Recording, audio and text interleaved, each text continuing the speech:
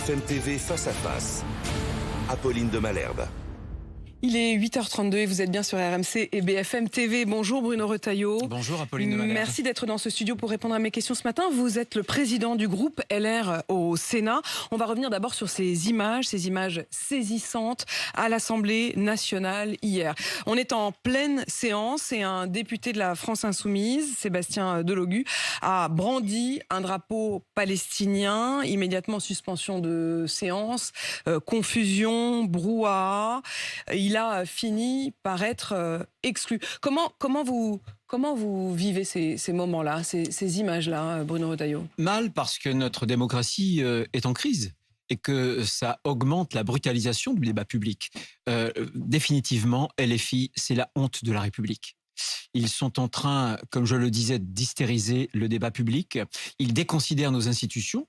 Ils défilent d'ailleurs en inversant les valeurs pour dire que la police tue, ce qui est faux puisque la police nous protège, notre bouclier.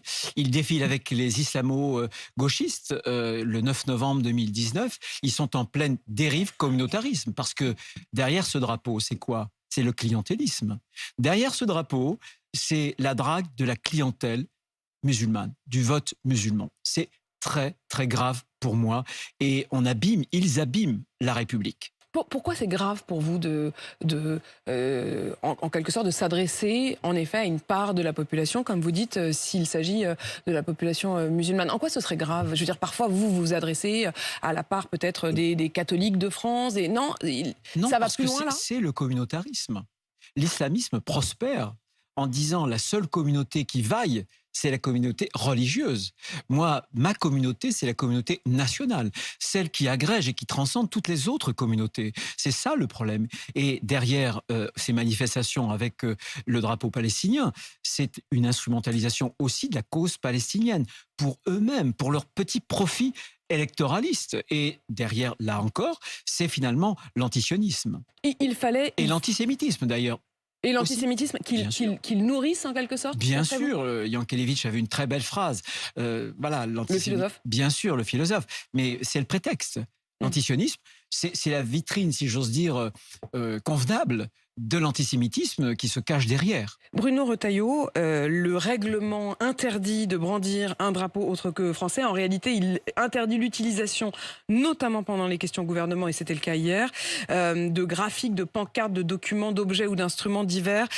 Tout cela est donc interdit. Le drapeau, quel qu'il soit d'ailleurs, rentre dans cette définition. Il a donc été sanctionné, sanction maximale, c'est-à-dire 15 jours d'exclusion et 2 mois d'indemnité minorée.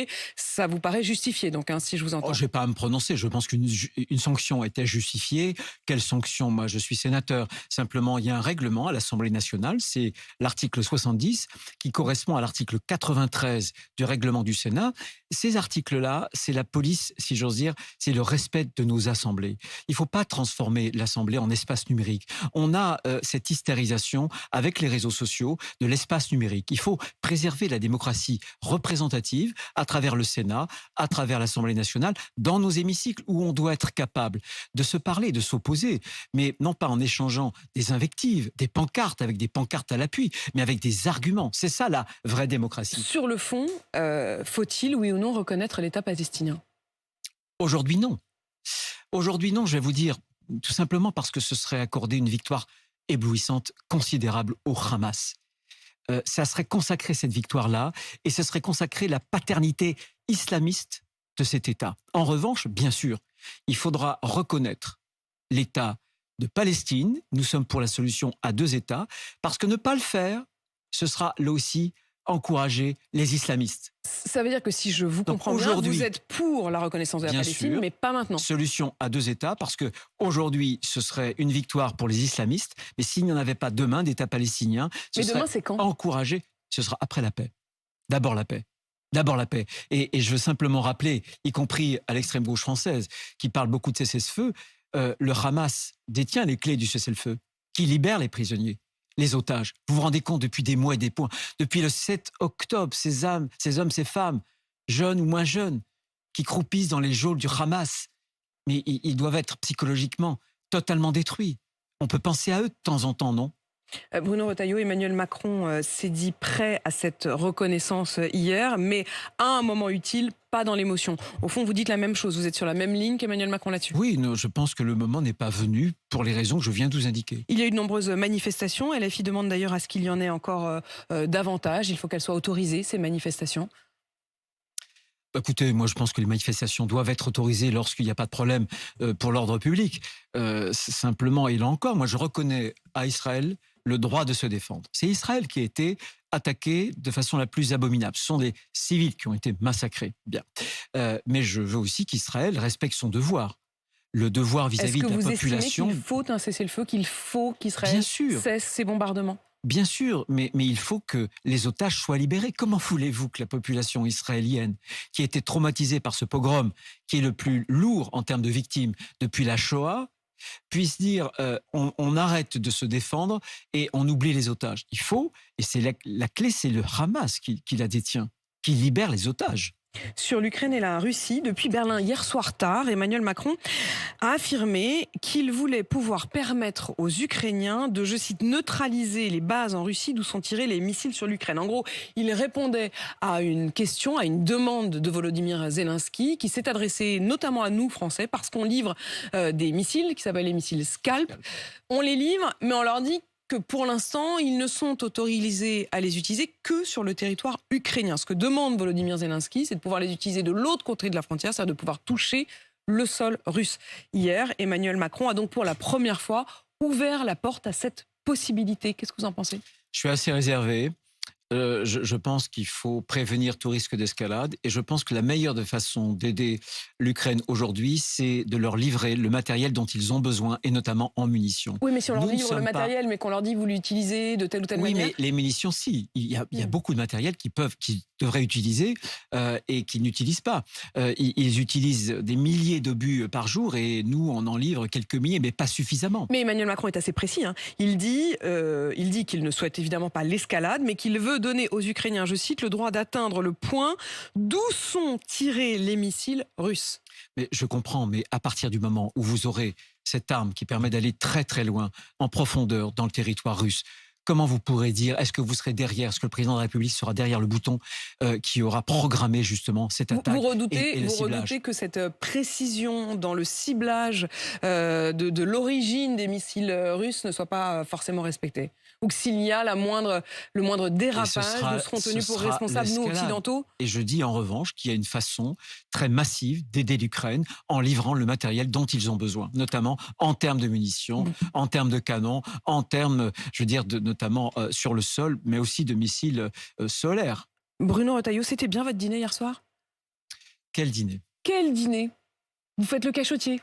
Avec Gérard Larcher? Oui, avec Éric Ciotti? Voilà, vous avez dîné, me semble-t-il, avec Gérard Larcher et Éric Ciotti au Sénat. Donc Apolline de Malherbe, si maintenant vous en êtes jusqu'à comment dirais-je, épier, espionner mes moindres faits et gestes. Disons que c'est un dîner politique. Oui. C'est un dîner politique. Bien sûr. Et quand vous vous retrouvez avec Gérard Larcher dans le contexte actuel, je précise que ce matin, Gérard Larcher a livré une grande interview à l'agence France Presse, qu'il précise qu'il n'est certes candidat à rien, mais qu'il faudra bien tirer les leçons politiques de l'élection européenne. On entend qu'il ne ferme pas la porte à cette option qui commence à grandir, l'idée qu'il puisse devenir Premier ministre, une sorte de Premier ministre d'ouverture, voire même peut-être d'une forme de coalition.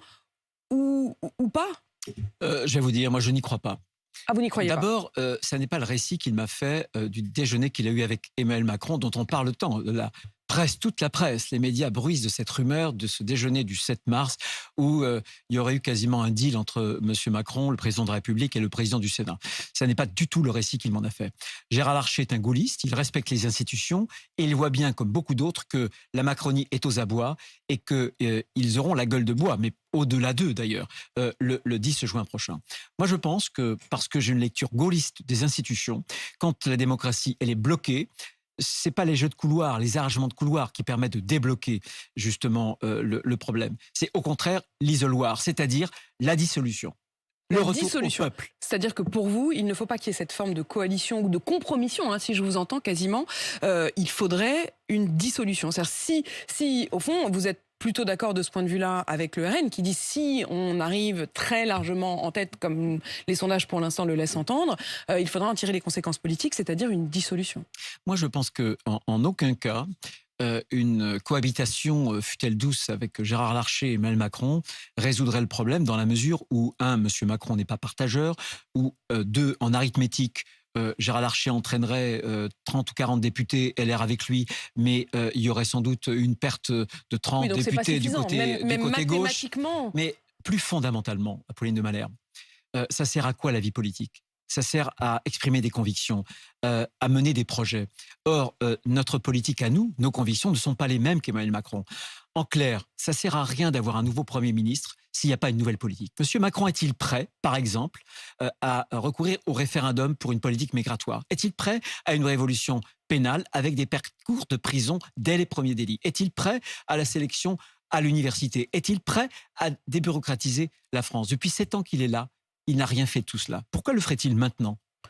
Si je vous entends, Bruno Retailleau, vous dites je n'y crois pas à ce scénario, mais moi j'entends je ne le souhaite pas, ce scénario. Je pense que ce scénario est un scénario purement fantaisiste, qui n'existe que dans la tête des journalistes, du microcosme politique.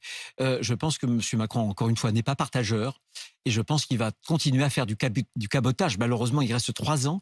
Et je vois bien au Sénat ou à l'Assemblée nationale... Mais vous êtes prêt, Bruno Retailleau, s'il y a une dissolution, à ce que LR prenne toutes ses responsabilités, repartent aux élections Bien sûr, quand il y a une dissolution... il y a le recours au peuple. Vous pourriez, si jamais Emmanuel Macron de lui-même ne tirait pas ses conséquences, cette lecture politique que vous faites, et ne faisait pas de lui-même une dissolution, vous seriez prêt à soutenir cette motion de censure, cette décision de motion de censure à l'automne, avec éventuellement la même conséquence, c'est-à-dire une dissolution. Je vais vous dire, tout est ouvert. Il y a quelques semaines, vous m'aviez interrogé sur la même question. Sauf que depuis, Gérard Larcher, à chaque fois qu'on lui pose la question, je suis d'accord, sauf que cette motion de censure, on en parle et on la fait, ou on n'en parle pas. D'accord. Donc je n'en parle plus. Vous n'en parlez plus, mais on en je suis sénateur. Bien sûr, vous êtes sénateur, on est bien d'accord, ça se passe. Je peux vous dire que j'étais à l'Assemblée nationale, l'année ne se passerait pas, écoutez-moi bien, sans que nous déposions une motion de censure, ou que nous la votions. L'année ne se terminerait pas, mais quand vous dites l'année, c'est la saison? L'année, nous sommes. Il y aurait bien une motion de censure. 2024. Donc je l'ai bien compris. En revanche, il y a une chose que j'ai pas bien comprise, Bruno Retailleau, c'est votre position sur la lutte contre l'homophobie. Ça vous saoule, ça vous agace, c'est même le mot que vous avez dit. Non, pas du tout. J'ai simplement dit que c'est une discrimination, comme toutes les discriminations, il faut en faire une juste cause. Maintenant, la question qui m'était posée, alors je vais préciser les choses. Et d'ailleurs, vous répondiez à Jean-Jacques Bourdin. Jean-Jacques Bourdin. Exactement. Il vous interrogeait sur le cas de Mohamed Camara. Mohamed Camara, c'est ce joueur de l'AS Monaco qui est d'ailleurs convoqué demain devant la commission de discipline de la Ligue de football professionnel. Il a joué avec un gros scotch noir ostensiblement sur son maillot pour masquer le logo de lutte contre l'homophobie. Et à la question de savoir s'il fallait, oui ou non, le sanctionner. Voilà, c'était la sanction. Vous avez répondu. Je pense qu'il aurait mieux valu. Introduire cette cause de l'homophobie à tout bout de champ, ça peut nuire à la cause, ça peut même agacer les Français. Je vais vous citer précisément pour pas qu'il y ait d'erreur. Il ne faut pas tout mélanger, car on mélange tout. Les Français s'en rendent compte et ça peut aboutir au résultat inverse, un agacement profond. Vous dites c'est agaçant. Non, ce que j'ai voulu dire, c'est qu'on ne peut pas transformer les joueurs de foot en panneaux pour diverses causes. Parce qu'il y a beaucoup de causes. Il y a l'homophobie, mais attendez. Il y a le racisme, il y a aussi l'antisémitisme aujourd'hui. Est-ce que vous avez vu les actes qui ont plus que triplé depuis quelques mois par rapport aux années précédentes d'antisémitisme? Donc, à partir du moment où on choisit une cause, pourquoi cette cause plutôt que l'autre? Donc, moi, je pense, si vous voulez, que le sport doit être un moment où on essaie de se rassembler. Et vous voyez, on a voté au Sénat, le texte va revenir parce que le gouvernement n'en a pas voulu, pour exclure tous les signes ostentatoires religieux notamment. Vous savez, les hijabeuses, etc., etc. Donc je suis, moi, pour sanctuariser des moments où on peut se rassembler. Je pense que, encore une fois, l'homophobie, on doit la combattre, c'est une vraie cause. Je vous repose la question, Bruno Retailleau, parce qu'il est en effet demain convoqué devant la commission de discipline. Vous estimez, parce qu'il y a quand même deux choses, il y a le fait de ne pas forcément se battre pour toutes les causes, mais il y a le fait de masquer ostensiblement. C'est pas rien. Oui, C'est-à-dire jouer oui. devant tous les jeunes de France dans un championnat Je comprends français cela. avec un masque, masqué ostensiblement. Je ne l'ai pas vu, je ne l'avais pas vu. Enfin, moi, je vous le Mais dis, je vous j'imagine que vous l'avez vu. Apolline Malherbe, je vous réponds sur le fond. Voilà, c'est mon rôle d'homme politique. Je vous réponds sur le fond. Il y a plein de justes causes. Dès lors qu'on en choisit une plutôt que l'autre, ou alors chaque match, on choisit une cause. Est-ce que c'est ce que vous souhaitez? Il y a 13% de plus d'agressions homophobes. Mais oui, mais bien sûr, mais il faut les combattre. Mais il faut les combattre. De même qu'il doit y avoir des centaines de pourcents de plus. Mais dire devant le public, au fond, moi, je décide ostensiblement en montrant avec ce scotch que je suis contre cette cause-là. Que ce soit ça inopportun, mais c'est pas à moi d'en décider, d'une part. Et je pense que, encore une fois, le sport est un moment de rassemblement. Et si on décide cela, à ce moment-là, chaque semaine, la fédération, les ligues doivent décider les causes qui seront arborées. Est-ce que c'est ce que l'on veut? Est-ce que c'est souhaitable? Donc pour vous, je pense qu'il vaut mieux, aucune cause. Je pense qu'il vaut mieux laisser au sport la pratique du sport, le sanctuariser. En revanche, il faut être intraitable. Et quand un joueur ou des supporters profèrent des propos homophobes, que ce soit dans la tribune ou racistes ou sur le terrain, alors la sanction est exemplaire. Bruno Retailleau, sur la transidentité au Sénat, chez vous donc, il y a une proposition de loi sur la transition de genre des mineurs. Elle est issue de sénateurs LR, d'une sénatrice d'ailleurs en particulier.